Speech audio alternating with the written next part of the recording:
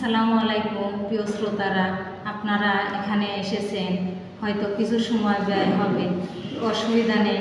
আপনারা এখন খুব ভালো একটি এর ব্যাপারে বলতে চাচ্ছি যে তেলের ব্যাপারে, কারণ তেলটা এখন খুব বেশি ভেজাল করা হয়। এই জন্য তেলের ব্যাপারে বলি, যেটা এই কম দামে পেয়ে আমরা কিন্তু সয়াবিন তেল, পাম অয়েল তেল এগুলো খাই, কিন্তু এগুলো চিন্তা করা যাবে না। ভালো তেল খেতে হলে আপনারা সরিষার তেল খাবেন, আর সরিষার তেলটা স্বাস্থ্যের জন্য ক্ষতিকর নয়, স্বাস্থ্যের জন্য বরং অন্য বিষয়ের ওপরও খুব ভালো, যেমন ডায়াবেটিক্সের পক্ষে ভালো বা গ্যাসের জন্য ভালো। আর যদি পাম অয়েল আপনারা খান, খুবই তাড়াতাড়ি আপনাদের পেটে সমস্যা হবে বা চর্বি ধরবে বা অন্য সমস্যা আক্রান্ত হবেন। তাই আপনারা সরিষার তেল খাবেন, আর সরিষার তেল খেলে শরীর স্বাস্থ্য খুবই ভালো থাকবে।